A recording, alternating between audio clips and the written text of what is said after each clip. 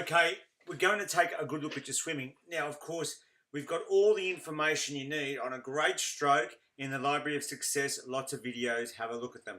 I'm saying the same things over and over again. So what I'm going to do is just make some key points that we're going to aim for. Then I'll be looking at your stroke and the vision of you and seeing where we're falling short or not. The first thing we're looking for is an early catch. So the hand goes into the water here and we're catching straight away, catching the water. So you've got to pop that elbow a little bit, activate your back and pull it through, right? Catching the water straight away. Your hand, your fingertips need to point down to the ground as soon as possible. Not arrow through and all the way out there and let them fall down and then turn it. From the top, about 10 centimeters under, grab that water and pull it back. Now, when I was young, we used to do like a snaking thing from in front of your shoulder over to the other hip and back around like a big S. No, now we go straight. In, catch, straight to the hip, all the way down to the thigh and pull it out. So when it comes out, your thumb is scraping right down near your knee and you push that out straight. Don't turn the hand, don't turn the hand, don't slice it. Don't make an easy way out.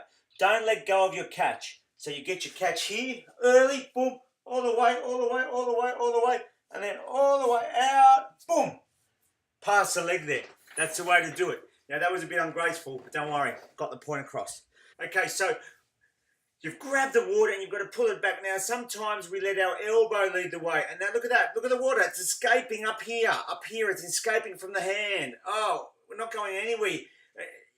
You're going to waste time, energy, everything. It's crazy. Don't do it. So what we're going to do, catch the water, hold the water, and your elbow has to be above your wrist. So if we're swimming along here, we've caught the water. Look where my elbow is to catch the water. It's above the wrist. You've got to keep that position, elbow above the wrist. Hold it, hold it, hold it, and then push. Don't let the elbow, this is what it looks like when the elbow collapses. Boom. Look at the water, escaping out, escaping out. No. Hold it and pull all the way. Same here. God, I've got to get taller. Hang on. Let's put it down here. When it goes past and coming out, look at that. If you release your elbow, oh, water's escaping it, but I can get the hand out easier. Or I turn the hand. Oh, water's escaping, but I get the hand out. No. Here, push, boom. Like you're throwing a stone straight at your foot. Boom, push that water. You've got to feel it go past your toes. Try and breathe both sides. It keeps you balanced in the water. You breathe when the opposite hand goes into the water. So when the wrist breaks, it gets to the wrist, you're catching the water there, that's when you take your breath, boom, and pull it through. Use your core strength and your glutes. So have your belly button in, your glutes activated, so you're not over-rotating all the time. You want to stay nice and level. You only need one eye out of the water to breathe, so not too much. A lot of people are turning around looking up at the sky. It's too much. Shoulders go down, hips go down, then your legs kicking out to keep you balanced, and you look like an octopus. No good. Keep kicking throughout, it gives you balance. When you kick, you don't break the water, so you're not like boom, boom, boom out the top of the water. It's furious, and the water's going everywhere, but you're not. You're not going anywhere. All you want is your feet just to the top of the water, making it boil from the glutes and the hips rather than from the knees, right? Ankles are relaxed and toes are pointing towards each other. So now we'll take a look at your stroke. Lynne, you're a nice looking swimmer, but we've got a few things we need to change. Our head position, you're looking forward rather than down. Your fingertips aren't always pointing to the bottom of the pool, so you're losing your catch, or starting your catch very late is probably more accurate. And with your head position, we are getting a lot of over-rotation. So let's have a closer look at a few things. Very nice there with your head out of the water, making sure you're going in a straight line. But have a look at this when you breathe. Two eyes out of the water, we only need one eye, but that's your over-rotation right there. Look, your foot came out of the water there as well. Let's have a look from the other side as you come through. And oh, look at that right arm. It is chopping in straight into the water like an arrow. That was your left hand. Here comes the right. Look at it, straight down and so hard. Because your left arm is coming over, flat over the top, the elbow almost going in with the wrist, and you're using that to balance, getting ready for the next breath as you turn your head right out of the water. So look, we'll take a closer look at that from underneath.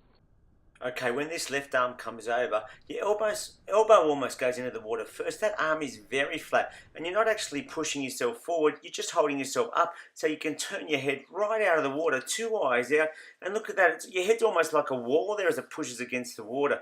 That is too much, and we've got to sort that out.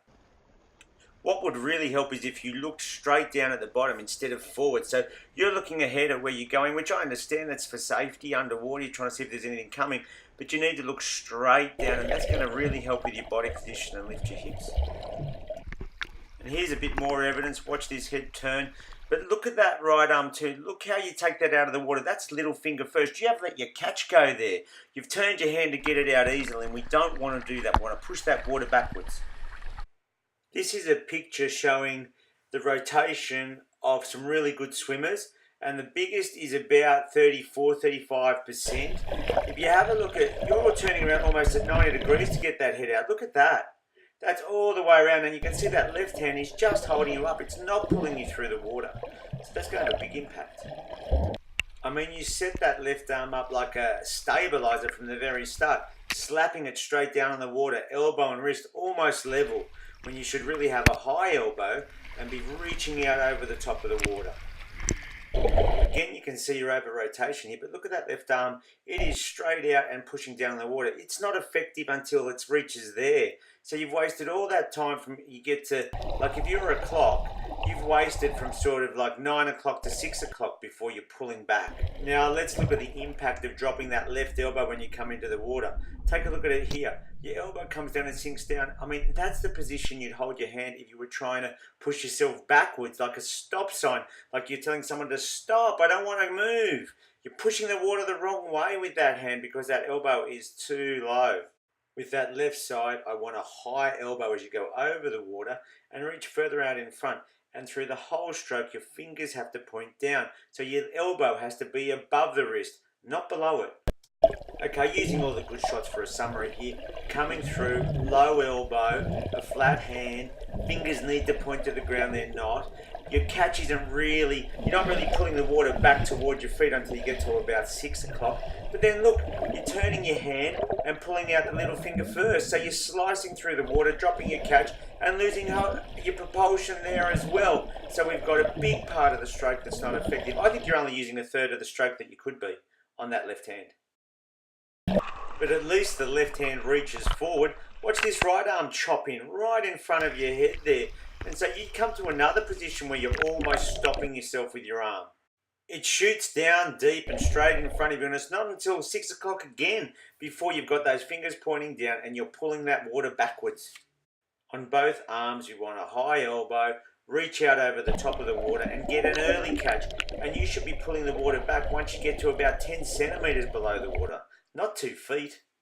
Don't twist your hands when they go in. The fingers have got to point down, and you've got to have your elbow just like it is in that shot, the whole stroke, so that you can pull the water back towards your feet from the start.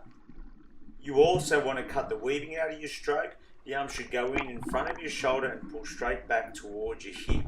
And once again on this hand, we're turning that hand and slicing out of the water, releasing our catch when we should be pushing back for that last little bit. This would be an awesome catch on your right arm, except it's too close to your head. So you push it that far forward against the water. Making things more difficult, you put your hand in the water right in front of your head, almost in front of the other shoulder. So you've got to snake it back through the water rather than just pulling it straight back and getting on with your stroke. Okay, final summary. You want those fingers pointing down straight away when they enter the water. So reach over the top of the water, catch it as soon as you can, fingers pointing down, palms pointing back towards your feet, rip that water back. Don't let go until you've pushed the water right down like you're throwing a stone at your feet. And then over the top of the water again. When you breathe, only one eye out. Let's not turn that head too far. And make sure that we look straight down at the bottom of the pool or the ocean so that your head is sort of tilted a bit more down and not too far, and your hips will come up. I think it'll make it much easier to swim that way. It might take a little while and your arms might get tired at first because you'll be using them probably twice as much. But I think we might go, well, not twice as fast, but certainly get quicker. And don't forget, when you breathe one eye out, we do not want to rotate the body too far around.